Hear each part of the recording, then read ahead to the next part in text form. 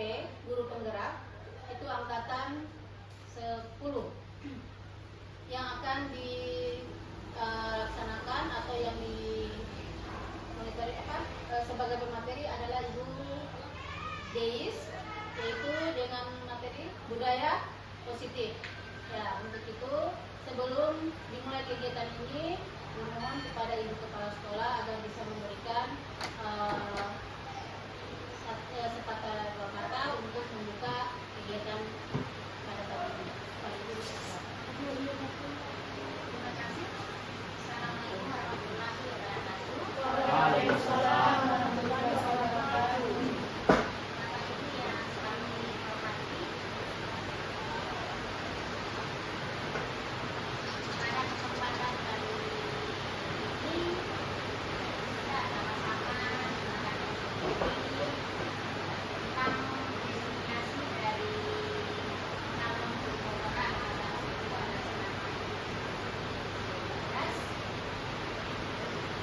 bahkan pada kesempatan ini satu harapan saya kepada Ibu agar kegiatan ini dapat dilaksanakan sebaik-baiknya, karena ini termasuk yang akan kita tes ke depan dan kita akan upayakan ke depan. Jadi mari kita sama-sama berkolaborasi untuk mencapai apa yang akan disampaikan oleh calon guru penggerak, yaitu tentang budaya positif. Budaya positif ini akan diterapkan di seluruh warga sekolah. Ini memang sudah ada, tapi ini lebih menekankan yang seperti apa budaya positif yang selama ini kita laksanakan. Kita belum begitu jelas kita yang banyak dan bagaimana ini budaya positif. Padahal ini sudah kita lakukan setiap hari, tetapi lebih bagusnya kita akan mendengarkan atau mengikuti dengan baik-baik apa yang akan disampaikan oleh guru. Maka dengan mengucapkan kalimat Bismillahirrahmanirrahim, kegiatan destinasi tentang budaya positif yang akan dilaksanakan oleh calon guru penggerak yaitu DJ tugas dinyatakan dimulai. Terima kasih.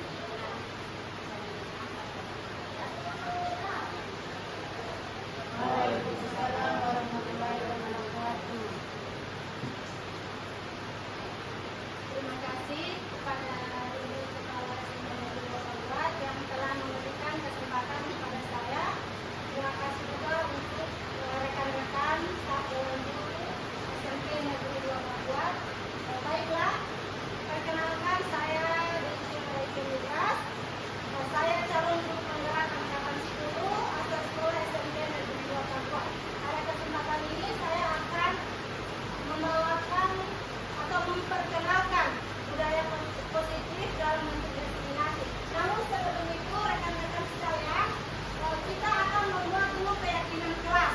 Dari keyakinan kelas ini yang akan kita pakai dalam waktu 1 jam ini. Ya, untuk itu saya akan membagikan note ini, dari teman-teman bisa menulis di sini dan akan menempelkan pada kertas plano yang sudah saya siapkan.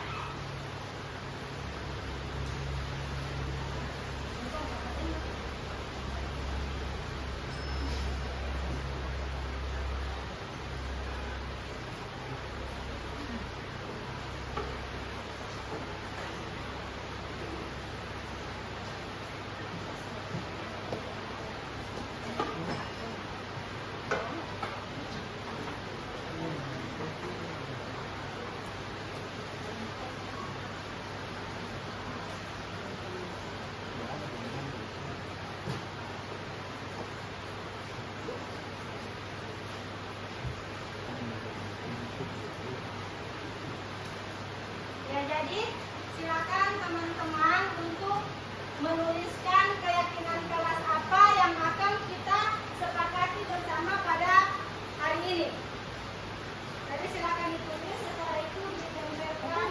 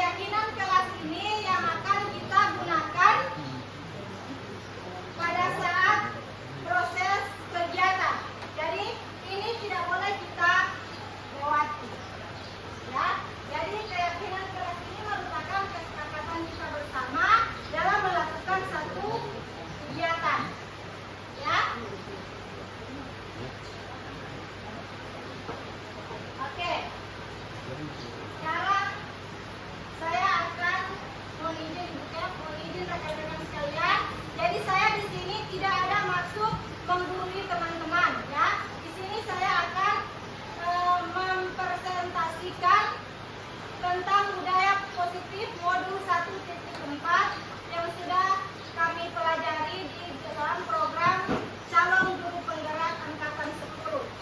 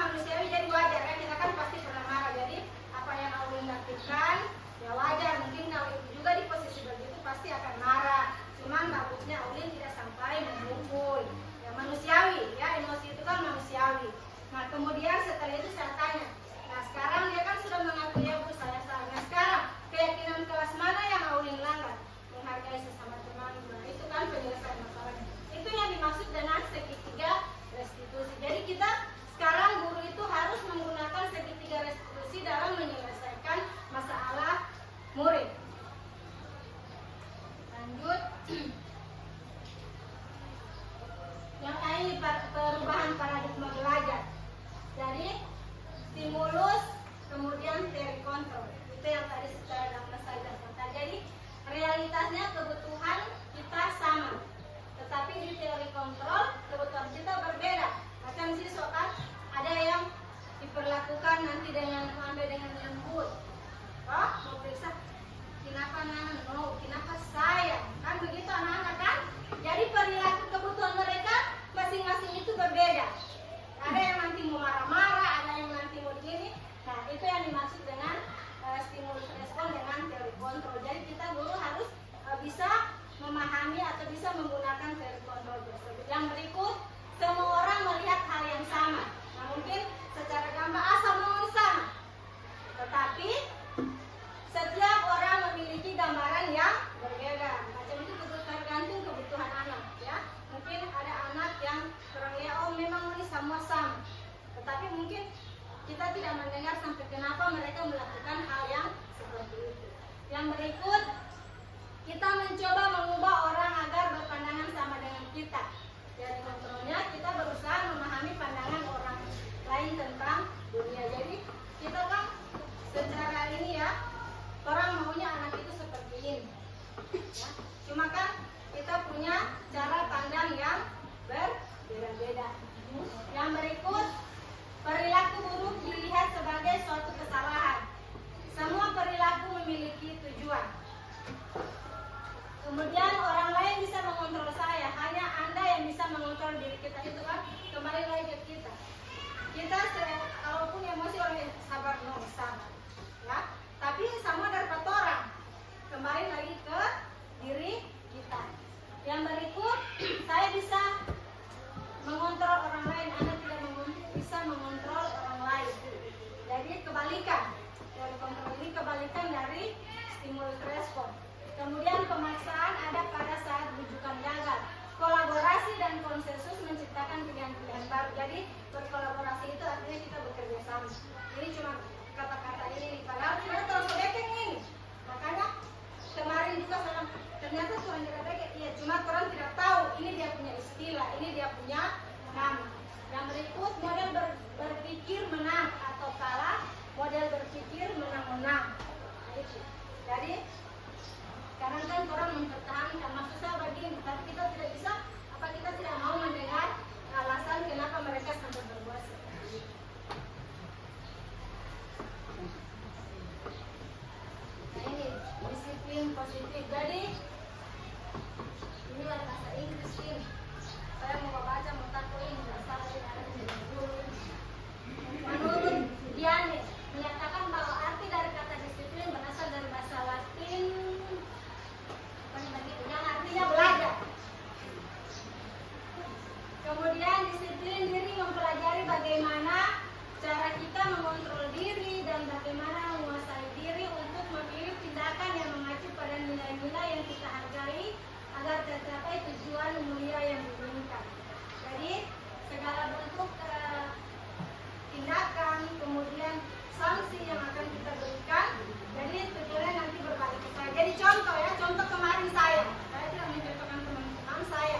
Nah, kan ke saya. Jadi saya harus menyelesaikan masalah itu. Kepala sekolah sebagai perantara, teman-teman sebagai perantara, tapi saya yang harus menyelesaikan. Disiplin diri dapat membuat seseorang menggali potensinya menuju kepada sebuah tujuan mulia, sesuatu yang dihargai dan bermakna. Seseorang yang memiliki disiplin diri berarti mereka bisa bertanggung jawab terhadap apa yang dilakukannya, karena mereka berdasarkan tindakan mereka pada nilai-nilai kebajikan universal.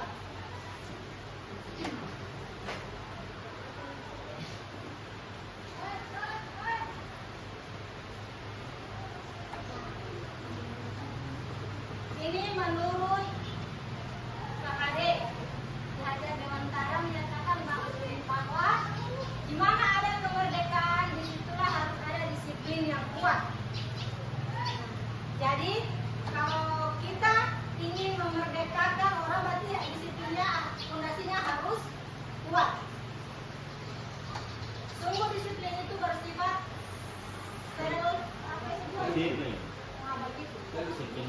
yaitu kita sendiri yang mewajibkan kita dengan sekeras-kerasnya, tetapi itu sama saja. Sebab jikalau kita tidak cakap melakukan self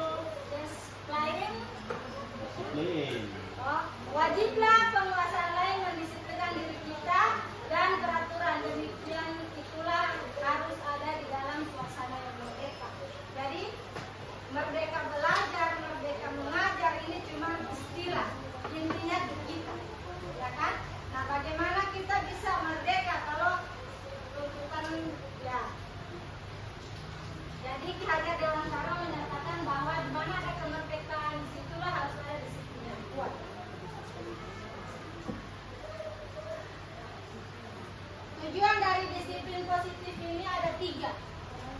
Jadi yang pertama, tujuan disiplin positif adalah menanamkan motivasi yang ketiga pada murid-murid kita, yaitu untuk menjadi orang yang mereka inginkan, menghargai diri sendiri, dan nilai yang mereka percaya.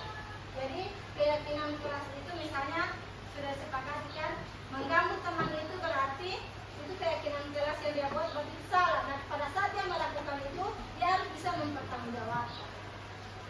Kemudian ketika murid-murid kita memiliki motivasi tersebut, mereka telah memiliki motivasi intrinsik yang berdampak jangka panjang. Jadi kalau kita guru itu X, faktor X, karena kita hanya dari luar yang mau berubah kan, dalam agama juga kan menyatakan seperti itu kan, tidak ada yang bisa, Allah saja tidak bisa mengubah hambanya kalau bukan dari diri sendiri.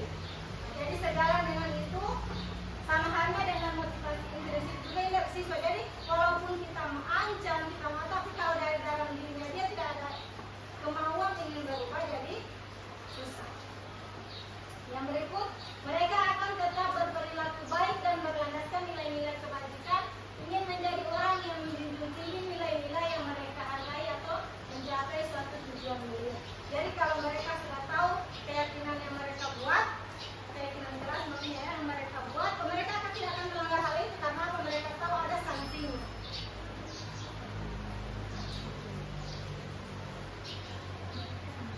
Ini motivasi perilaku manusia. Jadi yang pertama, menghindari ketidaknyamanan atau hukuman. Jadi kita berusaha untuk menghindari ketidaknyamanan atau hukuman. Karena saya contohkan lagi kemarin, sudah ada sebenarnya kesepakatan itu ya, cuman karena ya satu dan lain hal, maka itulah kejadian yang terjadi. Jadi untuk menghindari ketidaknyamanan atau hukuman, jadi makanya sekarang kadang kita guru kan diperhadapkan dengan hal-hal yang seperti itu, kita diperhadapkan istilahnya bagai bos melakam, ya, memaju salah, memundur salah, kebagian salah. Yang kedua, untuk mendapatkan imbalan atau penghargaan dari orang lain.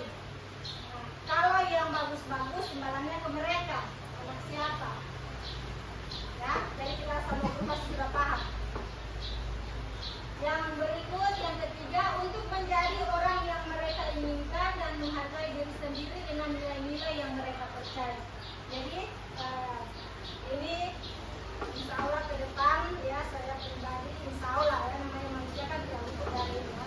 Saya akan berusaha seperti ini. Jadi setiap pembelajaran buat keyakinan keras. Jadi apa yang mereka kami ini sudah menjadi keyakinan keras kita. Ini sesuatu yang harus dipertanggungjawabkan bersama.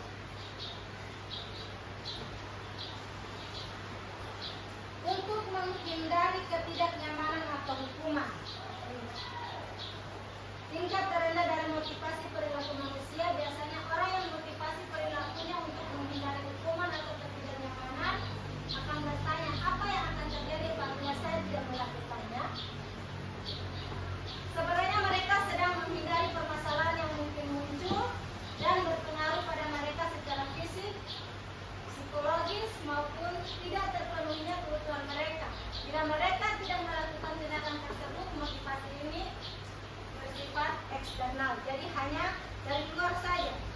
Jadi istilahnya penguatan kalau hanya berasal dari luar, dari eksternal, itu hasilnya tidak akan maksimal.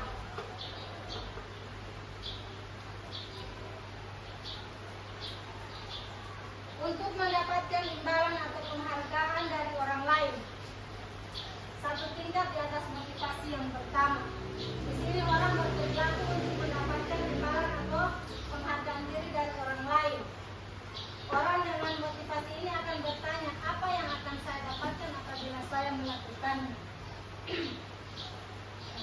Yang berikut, mereka melakukan sebuah tindakan untuk mendapatkan pujian dari orang lain yang menurut mereka penting dan mereka letakkan dalam dunia berkualitas mereka. Mereka juga melakukan sesuatu untuk mendapatkan hadiah, pengakuan atau imbalan motivasi. Ini juga bersifat eksternal. Saya contohkan lagi, ada lagi di kasus kita ya, yang kemarin sudah sampai ke dinas pendidikan. Nah, apa untungnya bagi mereka? ya kan? Sementara kembalinya kan ke kita. Jadi apa sebenarnya yang mereka cari? Hanya mencari nama. Oh, kalau si ini, si A, si B, si C, coba pilih si A, si B, si C, dan kita semua sudah tahu. Ya, itulah yang namanya mereka ingin mendapat penghargaan. Oh, kalau bukan saya, kalau bukan dia, kalau bukan dan bukan semuanya.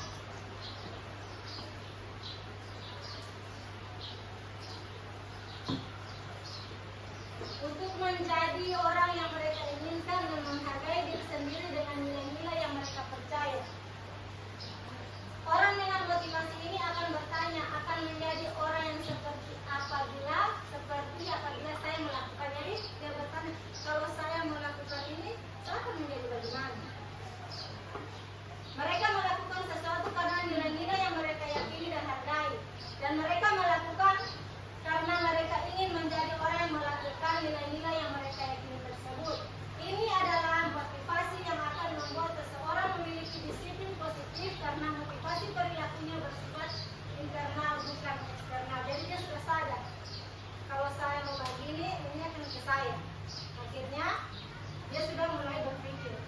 Jadi itu juga sebenarnya kita seiring bertambahnya usia, pasti kita kan usia semakin matang, pasti pola pikir juga kita akan semakin baik.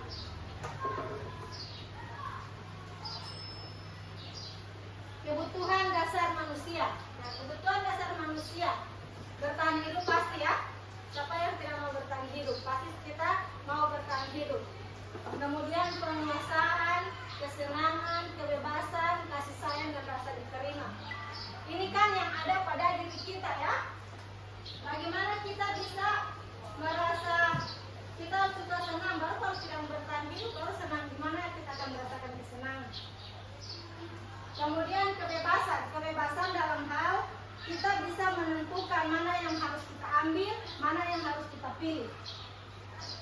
Penguasaan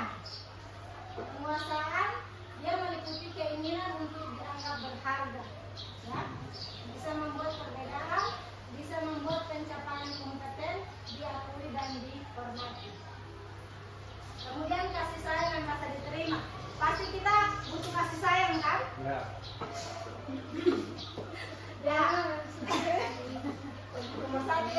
Ya, kita butuh kasih sayang, ya kan? Kalau kita sudah tidak butuh kasih sayang dan diterima, bagaimana? Ya, misalnya contoh ya, kita kan di sini hanya sedikit. Nah, kalau kita tidak butuh kasih sayang dari orang lain, misalnya kita sudah membuat sesuatu yang membuat kita merasa tersisih, pasti kan tidak enak. Jadi makanya kasih sayang dan rasa diterima itu sebenarnya harus ada. Jadi Pak Guru ini butuh sekali kasih sayang. Jadi kebutuhan kasih sayang disayangi, diterima, meliputi kebutuhan akan hubungan dan koneksi sosial, ya kan? Kalau misalnya interaksi sosial kita sudah tidak baik, terus tidak enak kan? Apalagi kita hanya sedikit. Kemudian sudah ada hal-hal yang membuat jarak di antara kita kan sudah tidak bagus. Makanya saya setuju dengan Pak Guru, saya butuh kasih sayang dan dapat diterima itu. Kan? Kalau saya sudah dijauhi oleh teman-teman, bagaimana? Tidak ada yang sayang sama saya kan? Kebutuhan untuk memberi dan menerima kasih sayang dan kebutuhan untuk merasa menjadi bagian dari satu kelompok. Nah itu. Jadi kita di sekolah ini sebenarnya satu keluarga itu. Jadi apapun yang terjadi di sini kita ada satu keluarga. Ya. Tidak ada kalau cuma soal gesek-menggesek wajar. Namanya organisasi. Jangankan organisasi, dalam rumah tangga saja seperti itu. Jadi itu hal yang biasa. Kebutuhan akan kesenangan adalah kebutuhan untuk mencari kesenangan, bermain dan tertawa. Anak-anak dengan kebutuhan dasar kesenangan yang tinggi biasanya ingin menikmati apa yang dilakukan. Mereka juga bisa berkonsentrasi tinggi. Jadi kita juga butuh bermain, ya. Kita bermain dalam hal artinya kalau istilahnya sekarang, ya bercanda. Ya. Ada di sini. Kebutuhan untuk bebas, bukan bebas dalam tanda kutip ya. Jadi kebutuhan untuk bebas adalah kebutuhan akan kemandirian.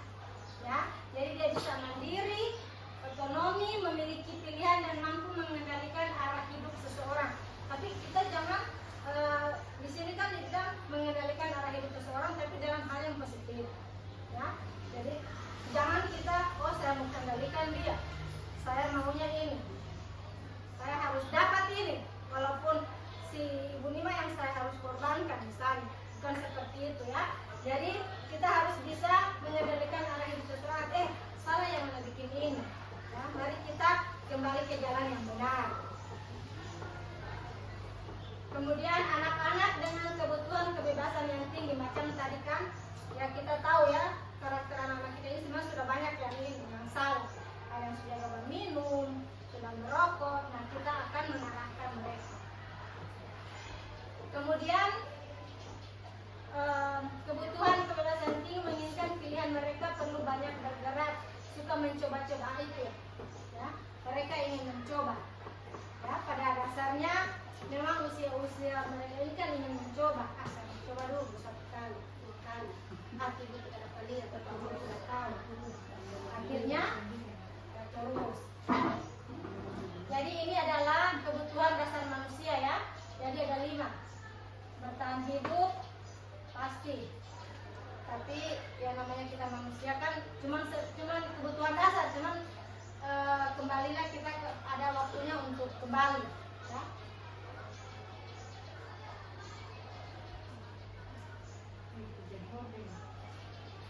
Ya, ini posisi kontrol. Nah, berdasarkan pada teori kontrol Dr. William Lazer, pokoknya berkesimpulan ada 5 posisi kontrol yang diterapkan seorang guru. Ini tadi saya bilang. Jadi kita bisa menjadi penghukum dalam hal yang bagaimana yang jelas. Penghukum kita bertindak sini untuk memberikan efek jerah. Kemudian pembuat rasa bersalah. Nah itu tadi saya tanya sama Aulin. Menurut Aulin dengan merubah bukunya dia itu benar atau salah? Salah berusaha melanggar keyakinan kelas, jadi itu kan pembuat rasa bersalah. Jadi kemudian teman, kemudian pemantau dan manajer. Jadi kita bisa menjadi teman bagi siswa, kita bisa menjadi pemantau, jadi masih terpantau. Kemudian manajer. Jadi manajer ini berarti kita yang akan mengambil satu keputusan. Ini adalah posisi kontrol yang harus ada pada seorang guru. Ini yang saya pelajari. Sebenarnya soalnya sama orang sudah tahu di mana orang di posisi. Padahal orang sudah melaksanakan hal ini.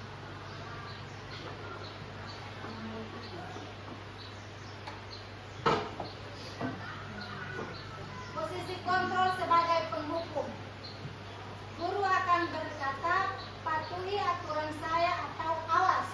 Kamu selalu saja salah. Selalu pasti selalu yang terakhir selesai. Ini kita berposisi sebagai penghukum.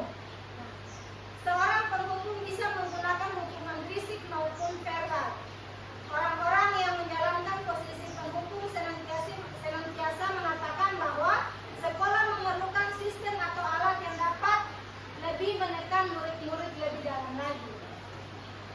Guru seperti ini senantiasa percaya hanya ada satu cara agar pembelajaran bisa berhasil, yaitu dengan cara dia. Itu saya katakan tadi. Guru saya pokoknya kalau tidak kasih nilainya, jadi pembelajaran ada kesalahan. Jadi kita posisi guru sebagai penghukum seperti ini. Jadi bukan Pak Didi ini, bukan lagi. Kemudian pekumisin.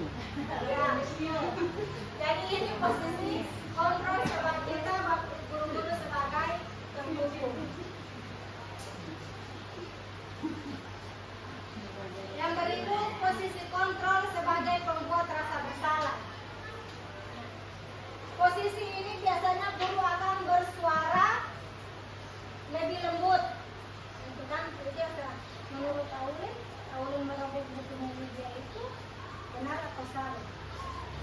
Jadi orang membuat rasa bersalah, orang menggali dulu masalah dari anak-anak, baru kemudian kita kembali bertanya kepada mereka. Membuat rasa bersalah akan menggunakan keheningan yang membuat orang lain merasa tidak nyaman, bersalah, atau rendah diri. Jadi dia sudah merasa bersalah. Nah, guru akan berkata, ibu sangat kecewa sekali dengan kamu. Berapa kali Bapak harus memberitahu kamu ya? Gimana coba? Jadi Bapak Ibu guru punya kata-kata dengan seperti ini. Di posisi ini murid akan memiliki penilaian diri yang buruk tentang diri mereka. Murid merasa tidak berharga dan telah mengecewakan orang-orang yang disayangi. Jadi kan teman kan saling menyayangi. Jadi kalau misalnya ada kita saja biarpun sudah dewasa seperti ini, kalau ada teman yang sudah membuat ini pasti rasa sayang kita ke teman kita kan sudah berkurang.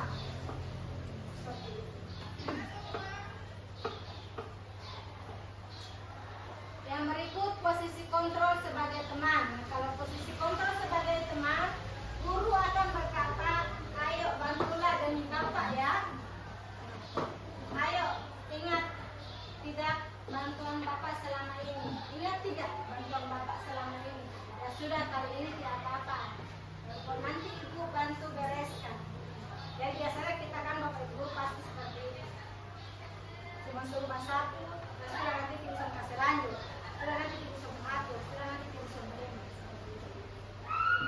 Guru pada posisi ini tidak akan menyakiti murid. Jadi memang merdeka belajar ini istilahnya sesuai yang merdeka, kita dipaksa dimerdekakan. Pada posisi ini tidak akan menyakiti murid, namun akan tetap berupaya mengontrol murid melalui persuasi. Posisi teman pada guru bisa negatif ataupun positif, jadi tergantung dari kitanya. Ya. Kita akan menempatkan kita sebagai teman dalam suasana seperti apa. Yang jelas kalau pada saat lagi santai ya kita boleh. Ya. Jadi saya juga seperti itu, apalagi kan mesti tolong membakar sangkar rumput sama makan ya. Supaya rumput dibakar dengan sekolah. Positif di sini berupaya hubungan baik yang terjadi antara guru dan murid. Guru di posisi teman menggunakan hubungan baik dan humor, macam pembimbing kan. Jadi Pak Guru kalau pada saat kemarin kita merayakan hari apa itu ya kita pakai seragam, nah, ternyata siswa bilang Pak Guru ini yang paling lucu. Padahal kalau pada saat pembelajaran, nah Pak Guru ya seperti itu. Jadi ada tempatnya di mana kita akan menjadi teman bagi mereka. Yang berikut, hal negatif dari posisi teman adalah bisa suatu saat guru tersebut tidak membantu, maka murid akan kecewa dan berkata, nah, ini kan pasti ada guru ini atau Pak Guru ini dan sebagainya.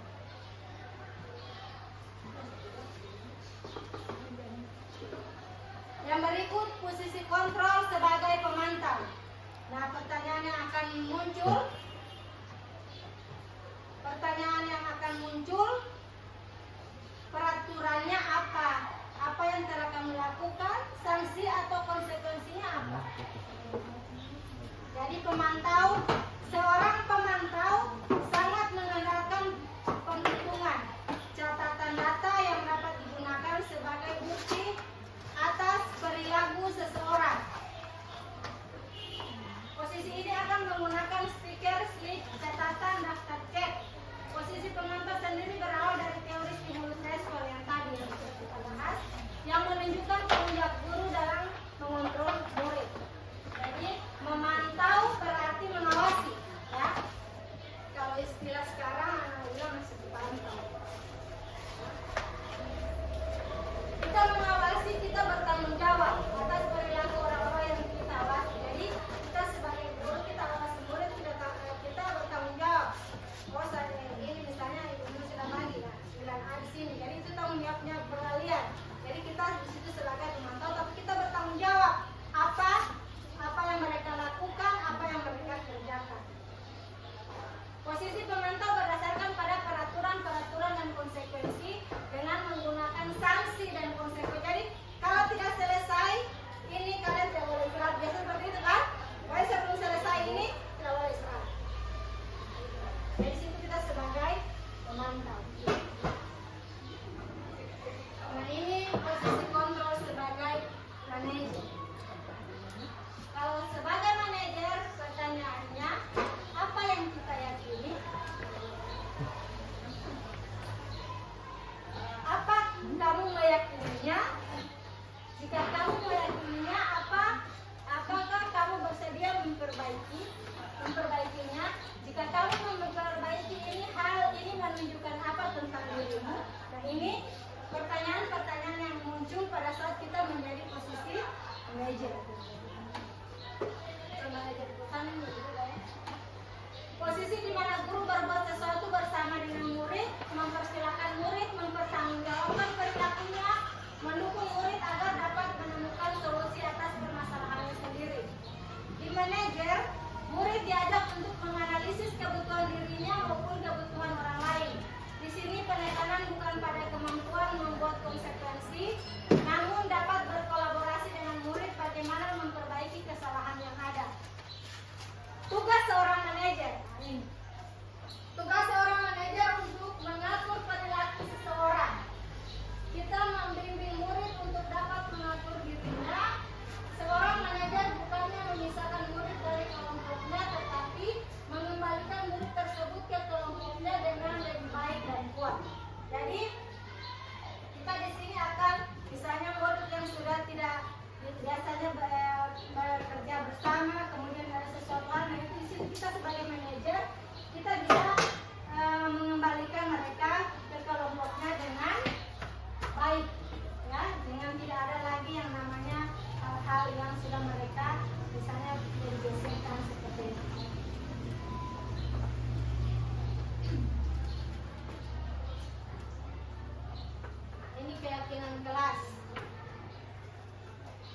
Jadi keyakinan kelas bersifat lebih abstrak daripada peraturan yang lebih rinci dan konkret. Jadi kalau peraturan kan biasa dibuat dari kita. Kalau ini keyakinan kelas, kita sama-sama dibuat pada saat ini. Yang berikut, keyakinan kelas sebaiknya dapat diterapkan di lingkungan tersebut. Jadi insya Allah ke depan kita secara bertahap akan membuat hal seperti ini. Keyakinan kelas berupa pernyataan-pernyataan universal, artinya kita membuat ini tidak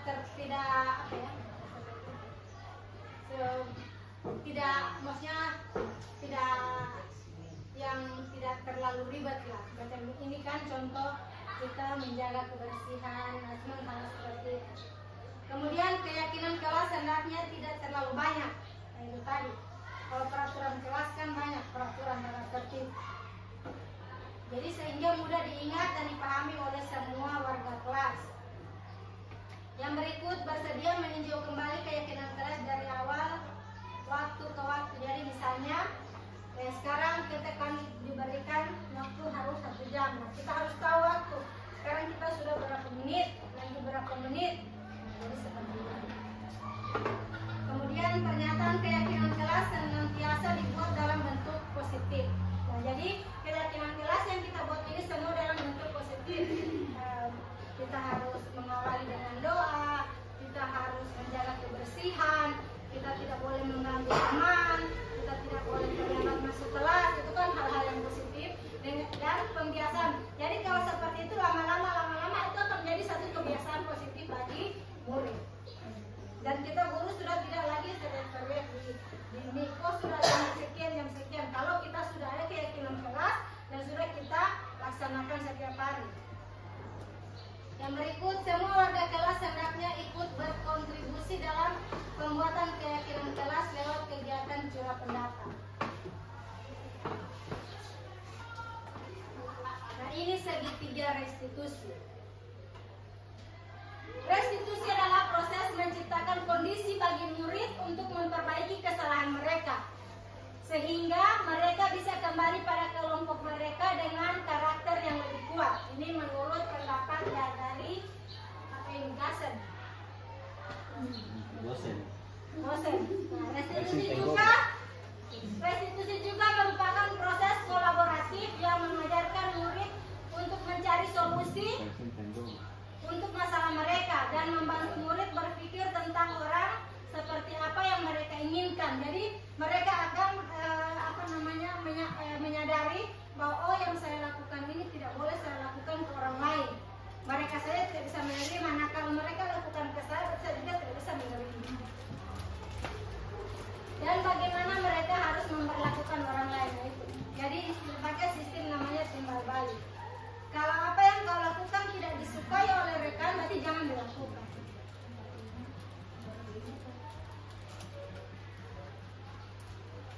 Ini model segitiga restitusi.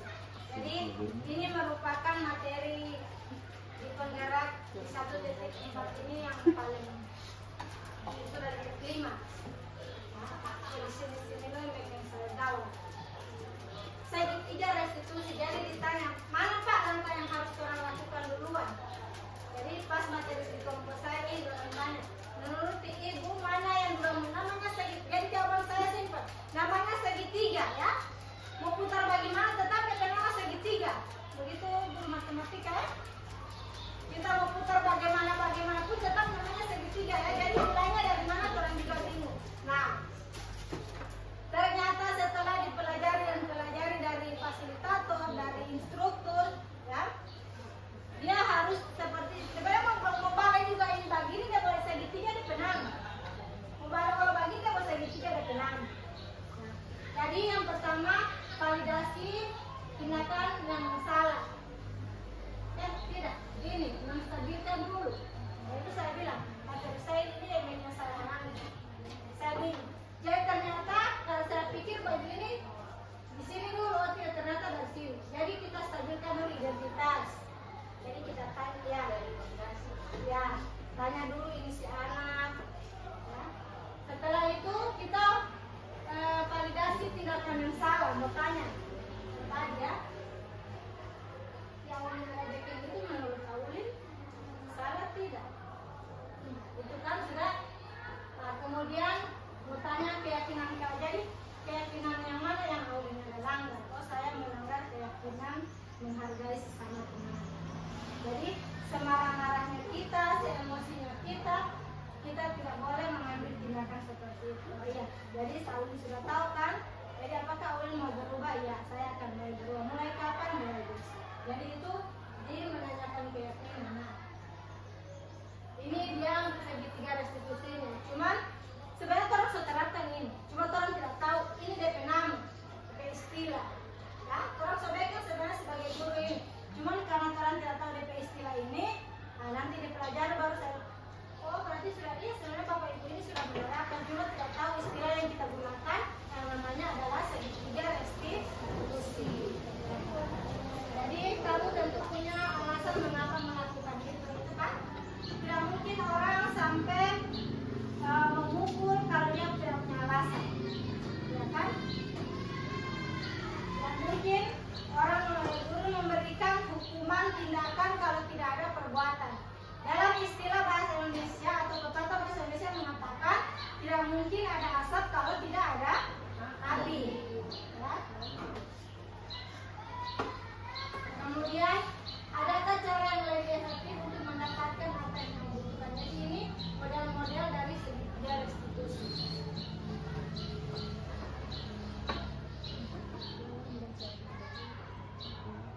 Ini sisi menstabilkan identitas. Ini pertanyaan yang kita akan berikan kepada murid penyelesaian masalah melalui segitiga restitusi. Ya. Jadi bagian dasar segitiga bertujuan untuk mengubah identitas anak dari orang yang gagal karena melakukan kesalahan menjadi orang yang sukses.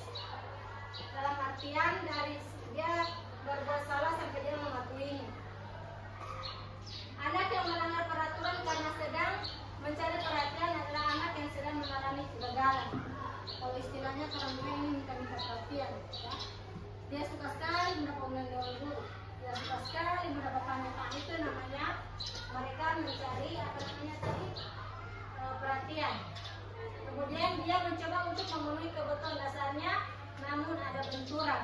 Dia ingin mencari jati diri, tetapi dia tidak sadar bahwa itu melanggar. Kemudian kalau kita mengkritik dia, maka kita akan tetap membuatnya dalam posisi gagal. Kalau kita ingin menjadi reflektif, maka kita harus meyakinkan si anak dengan cara mengatakan kalimat. Ini namanya pertanyaan-pertanyaan dalam menstabilkan identitas. Ya. Berbuat salah itu tidak apa-apa. Ya. Tidak ada manusia yang sempurna. Saya juga pernah melakukan kesalahan seperti itu. Kita bisa menyelesaikan ini. Kamu berhak merasa begitu, apakah kamu sedang melihat itu? Ini adalah bagian-bagian dari menstabilkan identitas. Jadi penyelesaian masalah melalui segitiga restitusi itu ada 3. Menstabilkan, kemudian membuat rasa bersalah, kemudian menanyakan keyakinan kelas.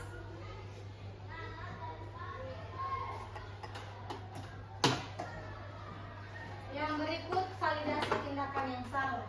Ini kalimat-kalimatnya. Setiap tindakan kita lakukan dengan satu tujuan, yaitu memenuhi kebutuhan dasar. Kalau kita memahami kebutuhan dasar, apa yang mendasari sebuah tindakan, kita akan bisa menemukan cara-cara paling efektif untuk memenuhi kebutuhan tersebut. Jadi kalimat yang sering kita gunakan, kita bisa, padahal kamu bisa melakukan yang lebih buruk dari ini ya. Itu kan itu yang saya mungkin Aulin bisa melakukan lebih buruk, bisa memukul, ya kan, karena dia sudah emosi, karena pekerjaannya ditarik-tarik, diambil-ambil. Atau kamu pasti punya alasan, sampai kenapa kamu merobek itu Aulin? Karena dia suka mengganggu saya, Bu, dia tarik-tarik buku saya, bahasa Inggris saya hancur, seperti itu. Kemudian yang berikut kalimat yang sering digunakan, kamu patut bangga pada dirimu sendiri karena kamu telah melindungi sesuatu yang penting buat kamu. Artinya dia melakukan itu, dia melindungi kan. Soalnya sebentar ibu bahasa Inggris mau masuk, saya punya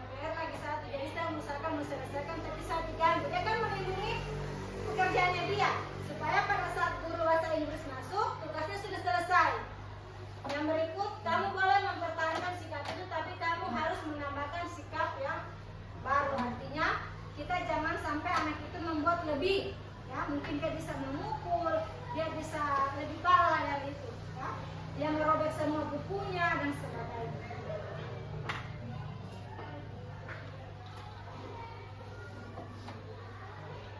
Yang berikut menanyakan keyakinan. Nah ini keyakinan yang tadi saya jelaskan.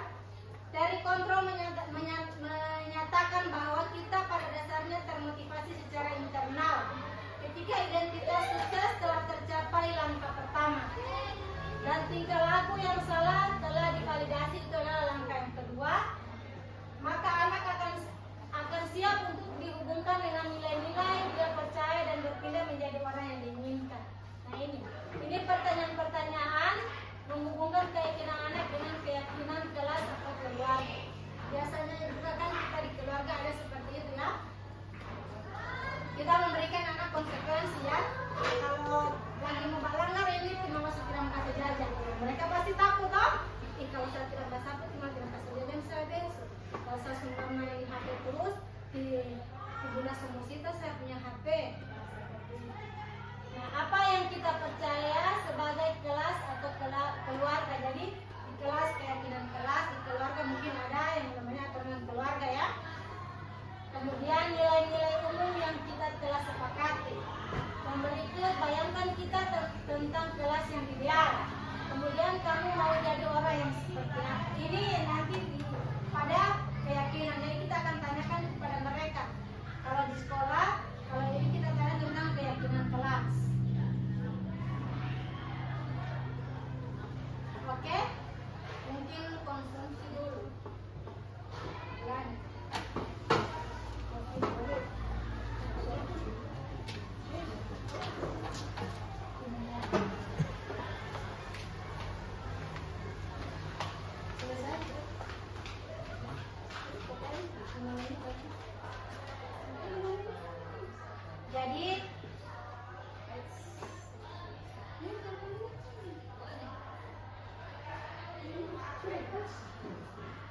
Jadi Bapak Ibu, ini yang ingin saya berbagi.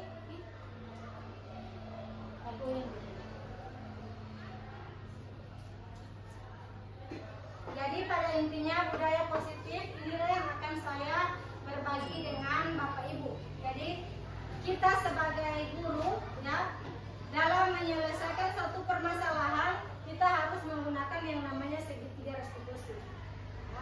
Jadi kita tidak menjadi seorang sebagai penghukum, tapi kita memposisikan diri sebagai seorang manajer. Jadi mohon maaf ini Bapak Ibu, ya, saya tidak ada maksud menggurui, saya hanya sharing, ya.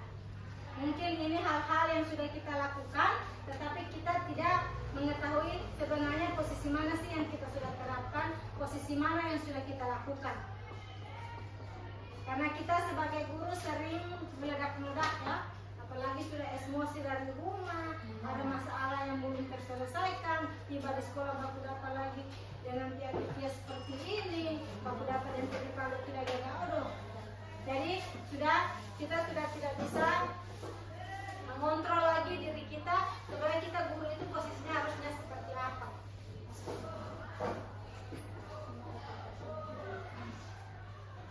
Nah,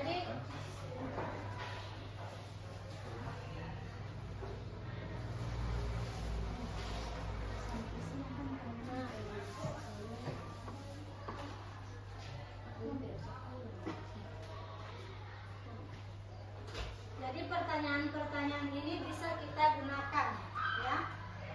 Jadi biasakan anak-anak itu kalau masalahnya di kelas, usahakan ke wali kelas. Kita kan sesuai prosedur. Dari wali kelas tidak bisa, kita datang ke guru BK, ya. Karena di sini kan guru BK kita ada 2 tempat, jadi tidak full 1 minggu di sini. Setelah dari wali kelas tidak selesai, mungkin kita bisa ke kesiswaan. Kalau dari kesiswaan tidak selesai, kita sampai ke pimpinan. Jadi itu dia punya tahapan, struktur, ya, tahapan yang harus kita lakukan. Tapi dengan budaya positif ini di sini saya mengajak, ya, bukan jadi saya mengajak kita semua agar bisa menyelesaikan permasalahan yang ada di dalam kelas dengan restitusi. Jadi walaupun semarah-marahnya kita, ya, sedendamnya kita, sebencinya kita, tapi kita akan bisa mencoba memposisikan kita sebagai seorang manajer.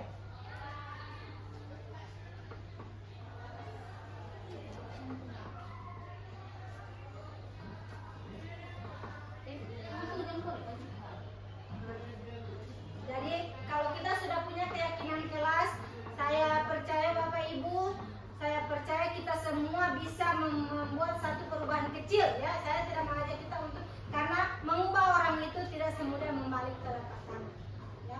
Jadi insya Allah ke depan dengan adanya materi ini secara bertahap kita akan mencoba menerapkan, apalagi sebagai wali kelas, ya, saya pribadi, saya akan mencoba dan berusaha untuk menerapkan penyelesaian masalah di perwalian saya menggunakan segitiga restitusi, ya. Kalau misalnya ada hal-hal yang tidak sesuai dengan keyakinan yang dibuat, maka pasti mereka akan merasa bersalah di situ dan mereka akan belajar menjadi orang yang bertanggung jawab.